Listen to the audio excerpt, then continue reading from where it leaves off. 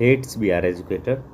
सो आज की इस वीडियो में हम बात करने वाले हैं फोर्थ सेमेस्टर के सिलेबस के रिगार्डिंग, सब्जेक्ट्स के रिगार्डिंग कि कौन कौन से इंटरनल सब्जेक्ट हैं, एक्सटर्नल सब्जेक्ट्स हैं, मार्क्स पैटर्न के रिगार्डिंग और आपकी क्लिनिकल रिक्वायरमेंट्स के रिगार्डिंग, सारी जो फोर्थ सेमेस्टर में जो भी नेसेसरी थिंग्स हैं उसके रिगार्डिंग हम जो है बात करने वाले हैं इस वीडियो में। तो सबसे पहले हम इस वीडियो में बात करेंगे सिलेबस के रिगार्डिंग।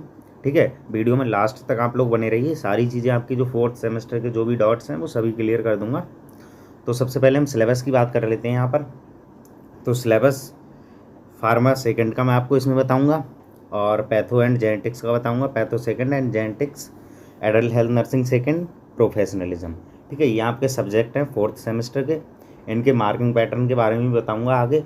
बाकी फार्माकोलॉजी फर्स्ट और पैथोलॉजी फर्स्ट आपने थर्ड सेमेस्टर में एज अ इंटरनल सब्जेक्ट पढ़ा होगा, अब उसका जो है एक्सटर्नल एग्जाम होगा आपका फोर्थ सेमेस्टर में। ठीक है, अगर आपको जो है फार्मा फर्स्ट और पैथो फर्स्ट का सिलेबस चाहिए तो आप वीडियो के कमेंट सेक्शन में बता सकते हैं, मैं आपको वो भी प्रोवाइड करवा दूंगा। और अगर हम नोट्स की बात करें तो नोट्स में आपको जो है सभी कंप्लीट ऐसे चैप्टर वाइज नोट्स प्रोवाइड नहीं करवा सकता हूँ, क्योंकि हमारे पास इतना सेटअप अभी अवेलेबल नहीं है कि हम आपको चैप्टर वाइज नोट्स प्रोवाइड करवाएं, बट हम आपको टॉपिक वाइज नोट्स प्रोवाइड करवा देंगे, चाहे वो फार्मा हो, पैथोलॉजी हो, जेनेटिक्स हो। आप हमें टॉपिक बताइएगा, ठीक है, हम आपको टॉपिक के अकॉर्डिंग जो है वीडियो एक्सप्लेनेशन वीडियो बना देंगे और साथ में नोट्स भी उसी में वीडियो में प्रोवाइड करवा देंगे। तो यहाँ पर फार्माकोलॉजी सेकंड का आप लोग सिलेबस देख लीजिए। तो फार्माकोलॉजी सेकंड की अगर हम सिलेबस की बात करें तो यहाँ पर पहला आपका जो यूनिट रहने वाला है वो drugs used in ear, nose, throat and eye, मतलब ENT सिस्टम वाला। ठीक है, सेकंड हमारा यूनिट है drug used on urinary system, and third है आपका drugs acting on nervous system. ठीक है, और drug used for hormonal disorders and supplementation, contraception and medical termination of pregnancy. Fifth unit आपका drugs used for pregnant women during antenatal labour and postnatal period. Sixth आपका miscellaneous. ठीक है, तो ये आपके जो है यूनिट रहने वाले हैं यहाँ पर। इसके बाद सेवन्थ आपका जो है introduction to drugs used in alternative system of medicine. ठीक है, और फिर आपका एर्थ जो है वो है फंडामेंटल प्रिंसिपल्स ऑफ प्रिस्क्राइबिंग।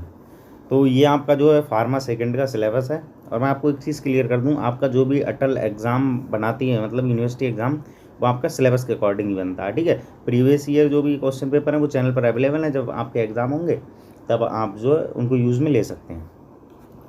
फिर यहाँ पे बात करते हैं पैथोलॉजी सेकंड एंड जेनेटिक्स के सिलेबस की।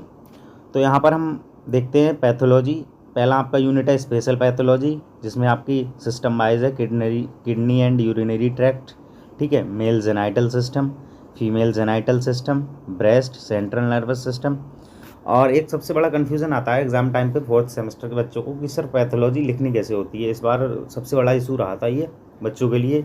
अपने आप में फार्मा लिख लेते हैं बच्चे, एडल्ट हेल्थ नर्सिंग भी लिख लेते हैं, लेकिन पैथोलॉजी में कन्फ्यूज़न रहता है, क्योंकि मोस्टली जो आपकी पैथोलॉजी और एडल्ट हेल्थ नर्सिंग सोचते हैं बच्चे की दोनों एक तरीके से लिख सकते हैं। तो वो पूरा एक डिटेल वीडियो में बनाया हुआ है, मैं उस वीडियो का लिंक आपको डिस्क्रिप्शन में भी दे दूंगा। बाकी आप लोग चैनल पर जाकर देख सकते हैं उस वीडियो को कि पैथोलॉजी को जो है सिस्टमिक वे में लिखने का तरीका क्या होता है। सेकेंड हम बात करें, आपका यूनिट है क्लिनिकल पैथोलॉजी।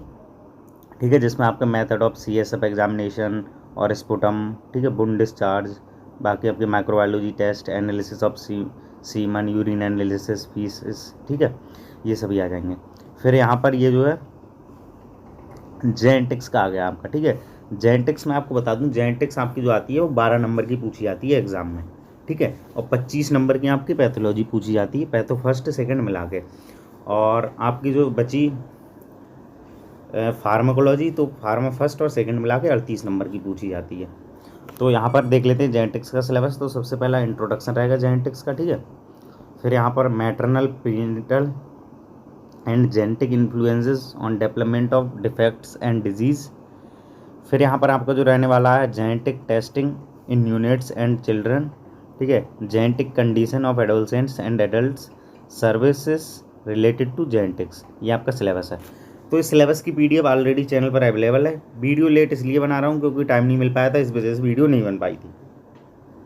तो आप चाहे तो PDF से लिख सकते हैं, PDF को प्रिंट आउट निकलवा सकते हैं, लेकिन आप सिलेबस के अकॉर्डिंग ही चीज़ें पढ़ें, क्योंकि पेपर जो है वो सिलेबस से ही बनता है। अब हम यहाँ पे देख लेते हैं एडल्ट हेल्थ नर्सिंग की, एडल्ट हेल्थ नर्सिंग सेकंड। तो इसकी मैं एक चीज़ क्लियर कर दूँ, इसका यूनिवर्सिटी एग्ज़ाम होगा 75 नंबर का। ठीक है, और बाकी आपका प्रैक्टिकल होगा 100 नंबर का, जिसमें 50 कॉलेज वाले देते हैं और 50 एक्सटर्नल एग्जामिनर देता है। टोटल मिला के 100 आपको मिलते हैं प्रैक्टिकल के नंबर। बाकी 25-25 नंबर इनके इंटरनल रहेंगे और 75-75 नंबर के ये जो है वो रहते हैं। टोटल आपका जो रहने वाला है यहाँ पर, जो आपका 4th सेम रहने वाला है वो 350 मार्क्स का रहने वाला है, क्योंकि 50 मार्क्स आपके जो है प्रोफेशनलिज्म जो आपका इंटरनल सब्जेक्ट है उसके रहते हैं। तो एडल्ट हेल्थ नर्सिंग हम यहाँ पे देख लेते हैं। तो एडल्ट हेल्थ नर्सिंग में अगर हम बात करें तो यहाँ पर nursing management of patient with disorder of ENT, ठीक है, ईयर नोज थ्रोट। फिर यहाँ पर nursing management of patient with disorder of eye. तो इसमें यहाँ पर नीचे आई डिसऑर्डर्स भी दिए हुए हैं, ठीक इसी तरीके से ENT डिसऑर्डर्स भी दिए हुए हैं। ये एक टॉपिक है जिसमें आप नर्सिंग मैनेजमेंट में आप एनाटॉमी, फिजियोलॉजी और history, physical assessment, diagnostic assessment ये एक ही जगह पढ़ लेते हैं, लेकिन मोस्टली टीचर्स इस चीज़ को एक्सप्लेन नहीं करते हैं, सीधे वो जो है डिसऑर्डर्स को एक्सप्लेन करना स्टार्ट करते हैं या डिसऑर्डर्स को जो है एक्सप्लेन करते हैं, क्योंकि एनाटॉमी फिजियोलॉजी आप ऑलरेडी पढ़ चुके हैं, ठीक है। इसके बाद हम बात करते हैं यहाँ पर 3rd यूनिट की। तो 3rd यूनिट में आपके आएंगे जो आपका किडनी एंड यूरिनरी डिसऑर्डर्स हैं वो आ जाएंगे। फिर यहाँ पर आपका जो है 4th यूनिट, उसमें आपके आ जाएंगे मेल रिप्रोडक्टिव डिसऑर्डर्स, ठीक है, जो सिस्टम से रिलेटेड। फिर यहाँ पर आ जाएंगे आपके 5th यूनिट में जो है रिकन्स्ट्रक्टिव एंड कॉस्मेटिक सर्जरीज आ जाएंगी, बंस वगैरह, बंस इस बार आया था लॉन्ग में, ठीक है। फिर आपका 6 में आपका रहेगा न्यूरोलॉजिकल डिसऑर्डर, ये इंपॉर्टेंट चैप्टर है, ठीक है। हालांकि इस बार नहीं आया था न्यूरोलॉजिकल से, मतलब पेपर इतना ज़्यादा टिपिकल नहीं रहा इसीलिए नहीं आया, लेकिन ये एक इंपॉर्टेंट चैप्टर है, ठीक है। फिर यहाँ पर अगला 7th यूनिट है immunological problem.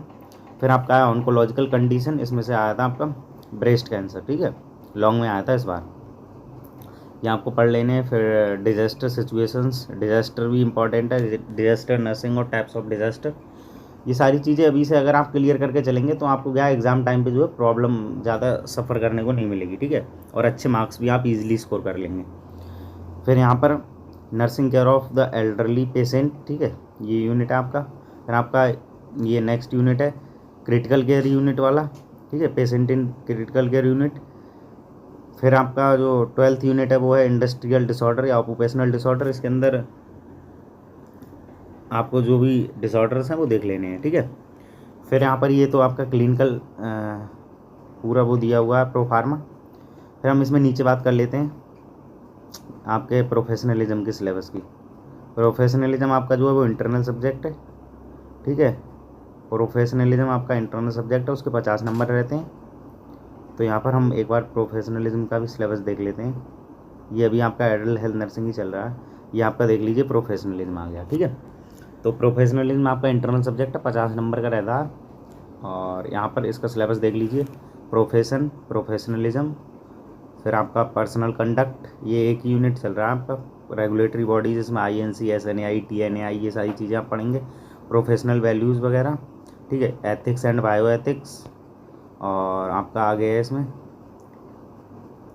Process of ethical decision making, ठीक है। फिर यहाँ पर नेक्स्ट हम बात करें, अभी ये आ गया आपका 5th सेम का, तो ये आपका टोटल 4th सेम का हो गया। और आप जो है मार्किंग पैटर्न तो समझ ही चुके होंगे, एक बार मैं फिर से आपको जो है क्लियर कर देता हूँ। मार्किंग पैटर्न जो रहता है उसको मैं एक बार क्लियर कर देता हूँ। आपका पहला सब्जेक्ट है एडल्ट हेल्थ नर्सिंग सेकेंड, ठीक है, एडल्ट हेल्थ नर्सिंग सेकेंड आपका रहेगा, इसमें एक्सटर्नल सब्जेक्ट रहेगा। फार्मा आपका जो है फर्स्ट भी रहेगा इसमें, प्लस फार्मा सेकेंड भी रहेगा, ठीक है। सेम इसी तरीके से आपका पैथो फर्स्ट और पैथो सेकंड भी रहेगा, और जेनेटिक्स, बाकी आपका प्रोफेशनलिज्म, ठीक है। तो ये आपको ऐसे ही समझ लेना है एग्जाम्पल के तौर पे। तो 75 नंबर का इसका यूनिवर्सिटी एग्ज़ाम होगा, 25 इसके जो है इंटरनल रहेंगे एडल्ट हेल्थ नर्सिंग सेकंड के। फार्मा आप फर्स्ट और सेकंड आपकी पूछी जाएगी 38 नंबर की, ठीक है, और पैथो फर्स्ट एंड सेकंड पूछी जाती है आपकी 25 नंबर की, जेनेटिक्स पूछी जाएगी 12 नंबर की, ठीक है। टोटल मिला के इनका तीनों का कंबाइंड एग्जाम होता है 75 नंबर का, फार्मा पैथो जेनेटिक्स का, और इनके एग्ज़ाम भी वो जो इंटरनल मिलते हैं 25 नंबर वो भी कंबाइंड मिलते हैं, ठीक है। तो टोटल 100 इधर हो गए, 100 इधर हो गए। बाकी आपका जो प्रोफेशनलिज्म है उसके 50 नंबर जाते हैं, ठीक है, इंटरनल। अब बचा आपका प्रैक्टिकल, एडल्ट हेल्थ नर्सिंग का एक प्रैक्टिकल भी होगा आपका, ठीक है, तो उसके 100 नंबर आपको मिलेंगे। तो टोटल आपके जो रहने वाले हैं 4th सेमेस्टर रहने वाला है वो 350 नंबर का रहने वाला है, 350 नंबर का, जिसमें से कि आपके 100 नंबर कॉलेज वाले देंगे, 100 नंबर एग्जैक्ट कॉलेज वाले देंगे, क्योंकि 25-25 2 सब्जेक्ट के इंटरनल, बाकी 50 जो है प्रोफेशनलिज्म के, और बाकी आपको यूनिवर्सिटी एग्ज़ाम से लेके आने हैं।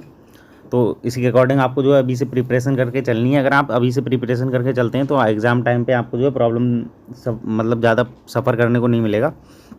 अब हम बात कर लेते हैं यहाँ पर बुक्स की। सबसे बड़ी प्रॉब्लम आती है बच्चों को बुक्स की, कि कौन से पब्लिकेशन की बुक्स खरीदें। मोस्टली बच्चे जो है ठाकुर पब्लिकेशन की भी लेते हैं, ठीक है। तो ठाकुर पब्लिकेशन की बुक लेने से पहले एक बार आप टेलीग्राम चैनल पर ज़रूर विज़िट करें।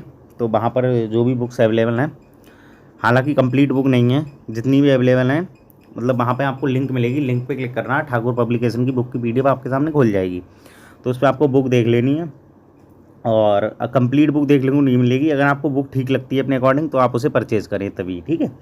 बाकी लोटस की भी बुक बढ़िया है, लोटस की भी आप लोग परचेज़ कर सकते हैं। लेकिन कोई भी बुक आप परचेज़ कर रहे हैं, सबसे पहले आप उस चीज़ को एनालाइज़ कर लें कि वो बुक की जो लैंग्वेज है वो आपको समझ में आ रही है, क्योंकि हर बच्चे का जो समझने का पैटर्न है वो डिफरेंट होता है, ठीक है। और ब्रूनर सिद्धार्थ भी आती है आपकी, उसकी भी PDF अवेलेबल है, Brunner and Siddharth adult health nursing की। और बाकी आपकी PK पनवार आती है एडल्ट हेल्थ नर्सिंग सेकंड की, उसमें बहुत ज़्यादा शॉर्ट कंटेंट दिया हुआ है, ठीक है। उसमें और 1-2 डिजीज़ कंडीशन उसमें नहीं दी हुई है, क्योंकि वो सिलेबस के अकॉर्डिंग नहीं है। फ़िलहाल बुक ठीक है, इतनी ज़्यादा वो नहीं है। और इसके अलावा अगर हम बात करें तो फार्माकोलॉजी की PR यादव भी आती है, वो भी शॉर्ट है। जो बच्चे शॉर्ट में पढ़ना पसंद करते हैं वो उस बुक को प्रीफर कर सकते हैं, लेकिन उसमें कंटेंट कोई जो ड्रग वगैरह दिया हुआ है वो बहुत ज़्यादा शॉर्ट दिया हुआ है। बाकी फार्माकोलॉजी की और भी बुक्स हैं, वो मैं आपको चैनल पे जो भी बुक्स हैं वो उनके जो फ्रंट पेज है उसका फ़ोटो प्रोवाइड करवा दूंगा। बाकी परचेज़ आप अपने अकॉर्डिंग कर सकते हैं, ठीक है। हालांकि आप लोटस की भी बुक परचेज़ कर सकते हैं, फार्माकोलॉजी की अच्छी किताब है, उसमें ड्रग जो भी हैं डिटेल में दिए हुए हैं। और बाकी अगर आपको किसी भी टॉपिक जो है क्लास में आपके समझ में नहीं आया है या कॉलेज में समझ में नहीं आया है, आप वीडियो के कमेंट सेक्शन में हमें बता सकते हैं, हम उस पर जो है आपको प्रॉपर एक वीडियो प्रोवाइड करवा देंगे।